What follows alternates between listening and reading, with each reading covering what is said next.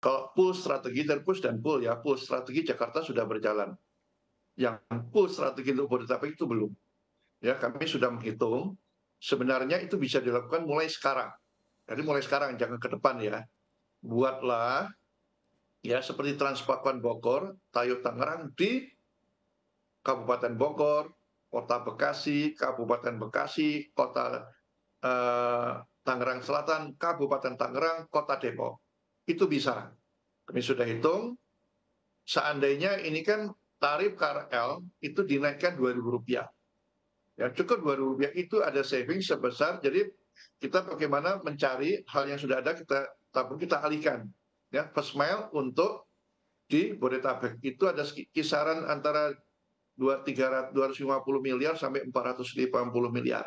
Taruhlah 400 miliar itu bisa dilakukan nantinya untuk pengadaan pabrik sampah di Bodetabek. Subsidi oleh pusat diawali 3 tahun pertama. Nantinya mereka akan mandiri dan itu bisa. Nah, itu harus dilakukan sekarang. Setelah itu diberikan, barulah nanti masyarakat kan akan murah dia berangkat dari rumah. Setiap rumah diberikan. Masalahnya sekarang dapat dilihat kawasan perumahan di Bodetabek itu berapa persen yang punya layanan angkutan umum. Bahkan mungkin nggak sampai 1%. Adapun karena BPTJ punya program GR Connection, kemudian ada dan juga Royal Transjakarta. Itu pun pada saat jam kerja. Tetapi untuk keseharian tidak ada.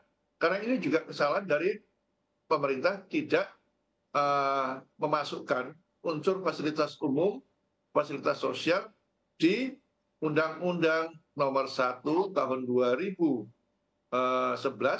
tentang kawasan perumahan pemukiman. Di sana hanya menyebutkan tersedia wajib jaringan telepon, jaringan jalan, tapi tidak ada angkutan umum. Ya, padahal kalau kita menyimak zaman era Soeharto, ya kita lihat masa lalu itu cukup bagus.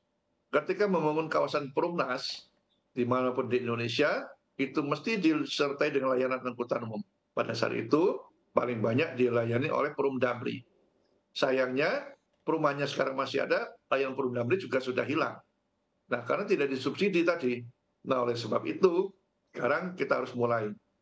Nanti kalau ERP ini memang bukan satu-satunya, tapi setidaknya dengan ERP dapat membantu. Nanti kita akan, tapi layan Bodetabek itu harus dilayani dengan angkutan umum juga, sehingga pas mile-nya dari rumah, dia mau ke stasiun, ya, kereta, entah nanti ke LRT juga, LRT kan Baik. jalan-jalan mereka akan beroperasi menambah kapasitas, ya, itu mereka bisa lebih murah lagi, secara total. Oke, iya Pak, artinya untuk kebijakan push and pulse ini harus segera diterapkan begitu ya Pak Joko. Tapi Pak, menarik jika kita memperhatikan untuk di saat ini saja begitu. Tadi Anda menyampaikan bahwa sebetulnya pilihan Ya. transportasi umum ini sudah cukup baik, sudah cukup banyak pilihan khususnya mungkin yang berada di sekitar Jakarta saja ya. Kalau tadi disampaikan untuk daerah misalnya Bogor, Depok, Bekasi mungkin memang masih agak terbatas begitu Pak untuk pilihannya. Terkait Hmm. untuk transportasi umum yang ada di Jakarta, kita lihat begitu pilihannya sudah banyak, fasilitasnya sudah cukup baik, tapi mengapa masih saja banyak begitu ya masyarakat yang memang lebih memilih untuk menggunakan kendaraan pribadi. Apa sebetulnya yang perlu diperbaiki atau juga mungkin hal apa yang mampu mendorong masyarakat untuk lebih memilih yuk kita pakai transportasi umum saja. Ya, gerakan-gerakan menggunakan public transport itu sudah banyak, ya. Tadi saya katakan memang sebagai penghambat itu adalah sepeda motor. Saking murah dan mudahnya mendapatkan sehingga memanjakan. Kita kadang-kadang beli satu bungkus rokok aja naik sepeda motor, padahal jalan kaki cukup. Padahal sebenarnya ini memang kebiasaan. Ya, kebiasaan kita untuk berjalan kaki kita masih minim, meskipun sudah dibuat bagus. Nah, oleh sebab itu perlunya push strategi tadi. Sepeda motor kalau di banyak negara itu dibatasi. Kementerian Perindustrian itu tidak melihat itu sebagai hanya melihat asas ekonominya, tidak melihat bahwa kebijakannya itu dengan menaikkan CC atau isi silinder itu menyebabkan orang menjadi lebih nyaman dan lebih cepat. Dampaknya apa? Tidak hanya banyak orang menggunakan sepeda motor, yang besarnya di Jakarta 75%, cukup tinggi sekali, ya, tapi polusi udaranya meningkat. Angka kecelakaannya juga meningkat, membuat macet. Ini harus dilakukan. Peredaran sepeda motor juga harus dihambat, tapi sudah terlanjur kan kemarin ketika dibuatkan aturan dihilangkan dengan alasan SK Gubernur. Sekarang dibuat ERP. ERP ini anggota DPR itu sudah mau itu, tapi karena tahun politik dia nggak mau, takut dia nggak takut dipilih dia. Nah sekarang kalau masih macet lagi kita dorong aja, ya ini yang salah anggota DPR ini tidak melakukan apa ERP tadi. Nah, kalau dengan ERP harapannya tadi, tapi sudah disiapkan dulu ya, daerah Jabodetabek sudah siapkan. Sekarang proses paling tidak saya prediksi mau berakhirnya masa jabatan pejabat gubernur DKI terapkan itu. Nah, sekarang persiapan. Persiapan di sosialisasi, jadi perda, kemudian Bodetabeknya diperbaiki.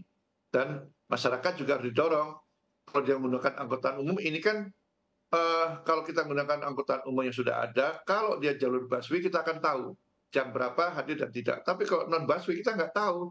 Halte-halte ini nggak ada informasi. Di Solo, kita berhenti di halte, kita tahu kapan bis itu akan hadir. Kita buat sekarang halte-halte seluruh halte DKI itu, halte yang cerdas, smart halte. Di sana ada informasi. Bahkan halte-halte cerdas bisa mendapatkan PAD. Ya, ini harus dilakukan tidak hanya di jalur busway, tapi non busway pun haltenya harus dibuat seperti itu. Sehingga masyarakat yang tidak punya Android umpamanya, dia akan tahu kalau punya Android mungkin dia bisa pakai Mobit dan sebagainya, tapi yang tidak, dia akan tahu kapan itu angkutan umum akan hadir di halte itu. Itu hambatan yang sering kami tanyakan pada orang Jakarta, kami menunggu angkot lama sekali setengah jam kok belum ada. Nah, karena dia nggak tahu kapan angkotnya akan hadir. Tapi kalau ada tadi halte itu menunjukkan jadwalnya akan dari jam berapa dan angkot lewat mana saja, itu sangat membantu sekali.